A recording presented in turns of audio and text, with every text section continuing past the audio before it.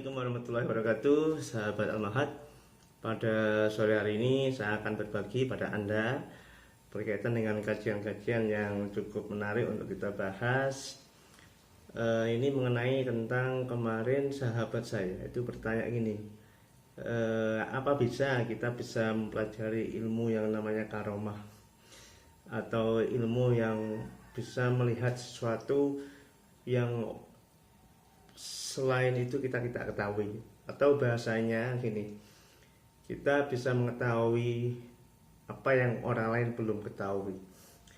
Tapi untuk itu kita flashback dulu ketika Rasulullah ditanya kapan hari kiamat terjadi oleh sahabatnya, maka Rasulullah mengatakan tidak tahu kan, tidak tahu. Kemudian karena itu sudah berada di luar jangkauan manusia. Tapi pada dasarnya semua ilmu itu bisa dipelajari gitu ya. Bisa dipelajari ya kawannya. Dan ini semua ada dalam Al-Qur'an. Jadi Allah itu memberikan kelebihan pada manusia itu sangat lengkap sekali, tinggal manusia itu sendiri mau mengupayakan, mau ikhtiar atau tidak gitu ya.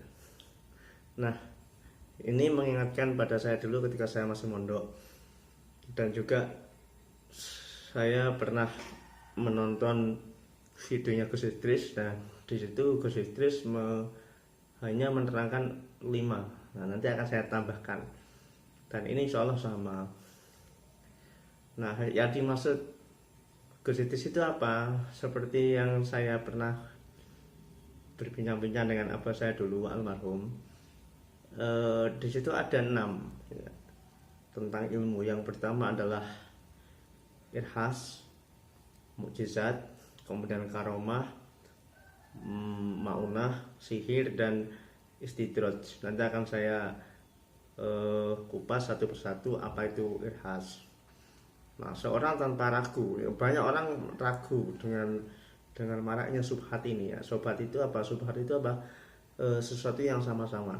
Jadi jelas tidak, kadang jelas ya, sama-sama pokoknya itu subhat. Nah, bahkan ada orang yang juga berani mengklaim bahwa seorang itu atau dirinya sendiri itu mempunyai mukjizat itu yang langsung dikasih oleh Allah. Nah, jadi ini ya, saya akan menerangkan dikit. Nah, banyak orang mempunyai ilmu itu ya, baik ilmu apa, kayak para dukun-dukun itu semuanya berpenampilan seperti ustadz ya. Sering kita ketahui bahwa kita sering datang ke seseorang misalkan, atau minta penglaris ataupun minta apa gitu, itu rata-rata mereka berpenampilan seperti kiai ataupun seperti yang lain gitu. Ini cara membedakannya itu gimana? Kita masih samar-samar, itu namanya subhat. Nah, makanya di sini berhati-hatilah terhadap praktek-praktek yang dapat menjerumuskan kita ke dalam jurang kesyirikan. Makanya itu termasuk menyekutukan Allah kalau bagi kita ya, umat Islam ya, karena akibatnya dapat melenyapkan ya semua amal ibadah yang kita pernah lakukan, dan Allah akan menempatkan kehidupan yang kekal di neraka. Maka dari itu kita harus selektif dalam memilah-milah. Nah, sebagaimana yang difirmankan oleh Allah ya dalam surat Az-Zumar ayat 65 ya. Dan sesungguhnya telah diwahyukan padamu dan kepada nabi-nabi yang sebelum kamu, jika kamu mempersekutukan, maka niscaya akan menghapus amalmu dan tentulah kamu termasuk orang yang merugi. Dan di ayat lain Allah berfirman juga di ayat An-Nisa ayat 48, sesungguhnya Allah tidak akan mengampuni dosa-dosamu, dosa orang syirik ya, dan Ia akan mengampuni segala dosa yang selain syirik bagi siapa yang dikehendakinya. Nah, barang siapa yang mempersekutukan Allah, maka sungguh ia telah berbuat dosa yang sangat besar. Ini surat An-Nisa sudah jelas. Ini kalau kita mempelajari ilmu yang tidak didasari dengan karena Allah, artinya kita mempelajari ilmu itu dalam di konteks rule-nya Allah, maka itu juga disebut syirik gitu ya. Bisa membantu orang untuk penglaris ataupun bisa apa gitu kan. Itu ada ritualnya ya, harus mandi ini mandi itu perbuatan syirik juga. Wallahu alam ya, karena kita masih belajar untuk memilah-milah sahabat. Nah, sekarang balik di irhas. Makna dari irhas itu apa sih?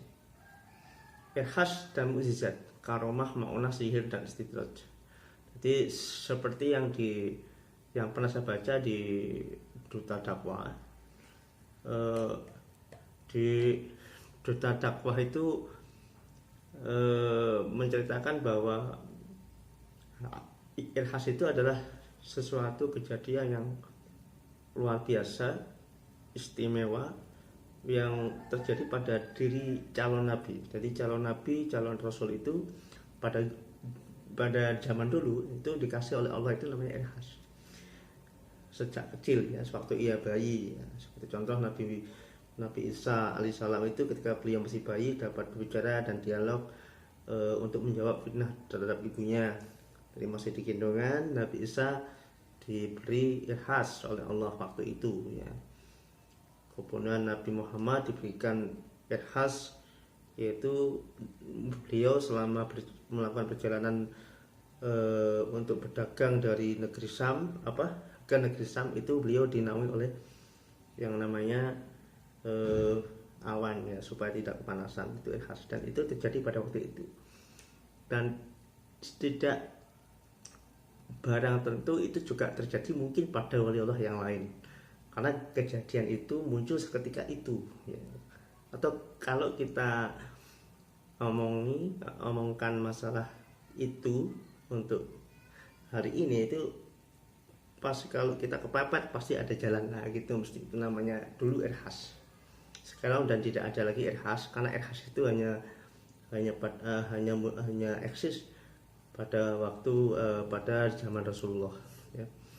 Nah, kemudian mukjizat itu suatu kejadian yang luar biasa yang tidak dapat diterima dengan akal sehat manusia, seperti Rasulullah di waktu Isra Mi'raj. Pada masyarakat waktu itu tidak percaya kalau Rasulullah naik ke langit ke-7. Itu namanya mukjizat ya, mukjizat pada Rasul, pada Nabi ya. Dan itu tidak dimiliki oleh siapapun, karena Allah itu hanya memberikannya sebagai kelebihan kepada Nabi, utusannya sebagai pembuktian kebenaran atas kenabian dan kerasulannya. Dan ini juga dikasih oleh para wali Allah dulu ya. Ketika ketika Sunan Kalijaga itu mengguru ke gurunya, mungkin kalau salah Sunan Bonang ya. Sunan Kalijaga itu kalau menggali tanah itu langsung keluar emas gitu.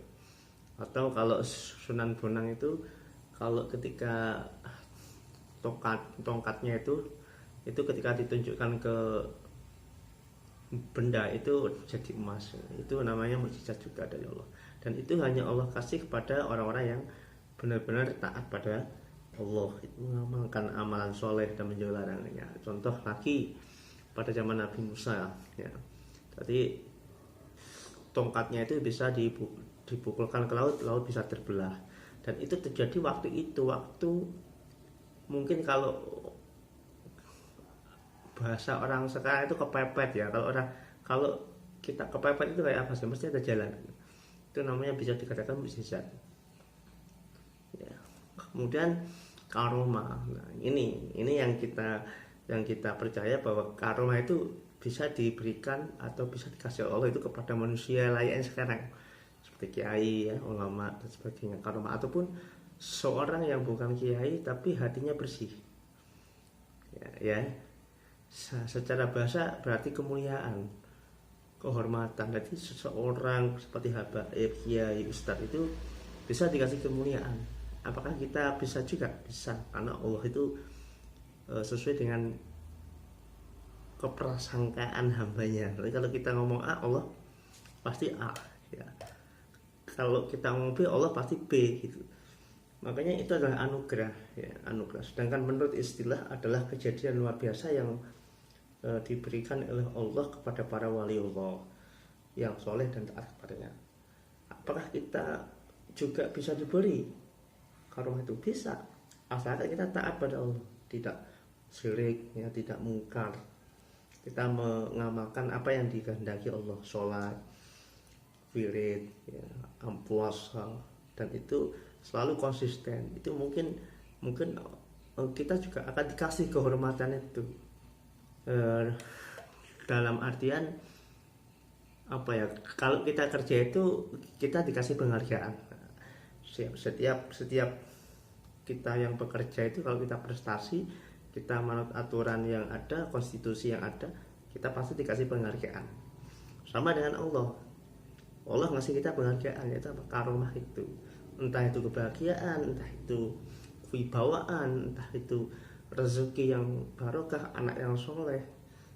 Siapa tahu kan itu juga karomah juga. Contohnya gini, Abu Bakar As-Siddiq dikasih karomah, yaitu diberi pengetahuan bahwa janin yang ada di dalam rahim istrinya berjenis kelamin perempuan. Ini ada sekarang, ada kiai yang itu bisa melihat, ini kesantet, ini nanti wafat pukul ini, ini besok bisa wafat, ini nanti jatuh. Itu bisa, karena itu hadiah dari Allah, dan itu selalu disembunyikan oleh orang yang dikasih, tidak boleh pamer gitu. Karena seseorang yang mempunyai karomah itu kebanyakan mereka menyembunyikan diri, tidak mau disebut, tidak mau ditunjuk kalau ini pandai, enggak gitu ya.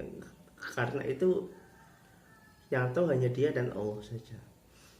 Nah, karomah Syekh Maulana Ishaq itu dapat menyembuhkan penyakit. Setiap wali Allah mempunyai itu. Bahkan di desa saya di Banyuwangi sana itu ada wali Allah namanya Bayi Mangil. Dia tidak mau menunjukkan kearomaan pada masyarakat tahu sendiri ya, walaupun dia tidak kerja, tapi kaya ya. Bahkan yang bilang menimba air aja bisa berubah jadi uang. Itu bagi orang yang akalnya rendah, tidak lutut gitu. Baik. Makanya karomah itu dikasih oleh Allah itu tidak bisa masuk akal gitu. Bisa membagi dirinya menjadi 4, satu di sini, satu di sana, satu di sana, satu di sana gitu. Itu yang terjadi pada hari ini, pada hari ini ya. Cuman seseorang yang sanggup saja yang mempercayai itu, hanya beda frekuensi saja. Kalau frekuensinya sama, dia akan menerima. Tapi kalau kita frekuensinya beda, ya insya Allah beda juga nanti cara menangkapnya gitu ya. Nah, yang terakhir sihir itu adalah sesuatu yang luar biasa ya, yaitu dengan pertolongan jin, santet, kemudian sihir, tenun, teluh ya, itu di luar syariat. Mantra sihir menahan pernikahan banyak sekali, atau supaya dagang kita laris, melakukan mantra sihir termasuk perbuatan sihir juga itu. Maka itu bisa dipelajari lah. Istidraj itu adalah kesaktian luar biasa yang di luar biasanya, yang dikasih itu adalah orang yang jauh dari Allah. Kayaknya sangat menarik sekali ketika saya melihat videonya Gus Idris memberikan contoh, ada seorang yang sakti mandraguna dia mampu memegang kabel besar, ya, kabel besar yang full dengan tegangan listrik. Dia pegang begitu saja, dia sambungkan, dia nggak setrum. Bahkan singkat cerita, ketika beliau sebelum wafat, dia ngomong pada anaknya, nah nanti kalau bapak wafat tolong jangan masuk ke kamar, apapun itu yang terjadi gitu. Ya, pada akhirnya setelah 100 harinya, 200 hari, 1000 harinya, ada keempat anak itu, ada satu anak yang ingin masuk ke dalam kamarnya, masuk saja karena sudah 10 tahun tidak dimasuki ya. Nah ternyata di situ di kamar mandinya itu ada terceran Al-Quran yang mungkin di situ dibuat alas untuk buang air berak gitu. Nah itu sakti tapi melenceng kan gitu, itu namanya istidraj, itu tidak boleh gitu ya. Nah seperti istidraj Jayabaya, yaitu dapat menerima kejadian yang akan datang. Ini ya, ini yang apa namanya, yang sering kali kita dapati di kehidupan sehari-hari gitu ya, dan lain sebagainya. Oleh karena itu sahabat, kita bisa menembus batas, masuk ke alam jin, masuk ke alam ini dengan lapisan-lapisan ini. Kita bisa, logika gini, saya mau pergi ke Surabaya dengan rekan saya, mau pergi ke Surabaya juga, tapi naik motor, saya naik pesawat. Kira-kira yang lebih dulu nyampe siapa? Saya atau teman saya? Saya ya kan. Karena naik pesawat itu tidak lama, 1 jam. Naik pesawat, kemudian saya nyampe di sana. Saya telepon teman saya yang masih dalam perjalanan, mungkin masih sampai Jember lah. Nah, mas, dek, ini di Surabaya ada demo, situasinya baik-baik saja. Ini ada itu. Saya tahu lebih dulu. Kenapa? Saya nyampe lebih dulu. Ya, sudah bisa mengembangkan dia. Nah, maka dari itu hanya beda frekuensi saja. Apa? Yang terakhir adalah maunah. Menurut bahasa, maunah itu berarti pertolongan. Nah, sedangkan menurut istilah adalah suatu kemampuan yang diberikan oleh Allah kepada seorang mukmin untuk mengatasi kesulitan dalam hidupnya. Maunah ini adalah Allah memberikan maunah kepada siapapun yang dikehendakinya. Contoh pertolongan Allah yang diberikan pada sekumpulan orang yang selamat dari bencana alam. Jadi maunya ini adalah pertolongan, teman. Jadi kalau kita mengobati orang, kita merasa tidak punya apa-apa, tidak punya ilmu apapun, kemudian ada orang tiba-tiba, mas atau ustadz atau nyai, coba ini anak saya kesurupan, tolong dibantu. Kita merasa bahwa diri kita nggak punya apa-apa, yang kita harapkan hanyalah satu, Allah, pertolongan Allah, maunah Allah.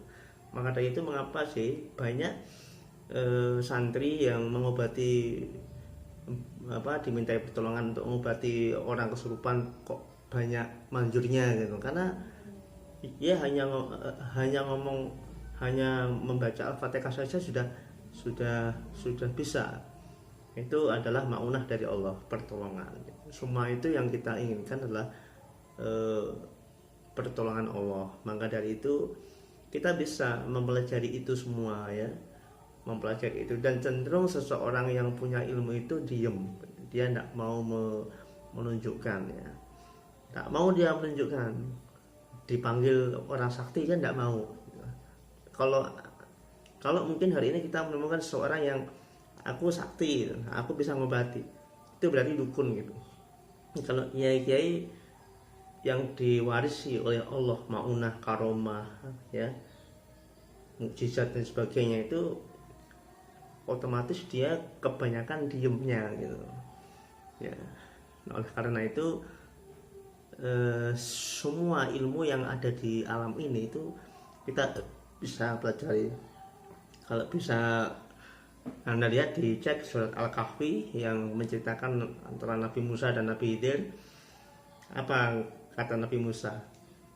Hei Nabi Khidir, aku mau guru ke jenengan. Apa jawab Nabi Khidir?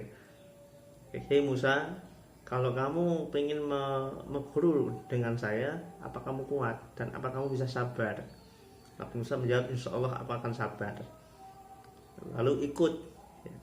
Ternyata di dalam pertengahan perjalanan, Nabi Musa naik yang namanya kapal itu. Akhirnya kapal itu oleh Nabi Khidir dilubangi.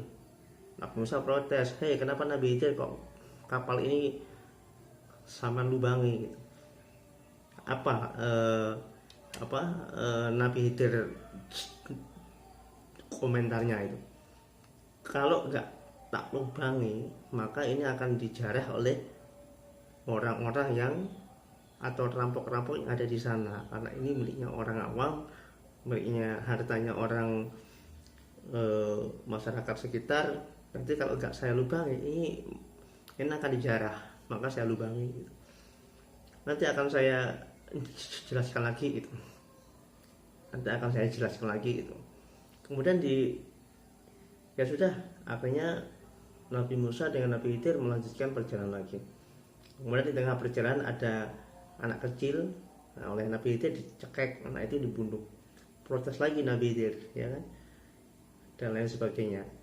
Nah, ini artinya apa? Bahwa Nabi Khidir itu tahu apa yang akan terjadi nanti gitu. Nah, itu atas kehendak Allah.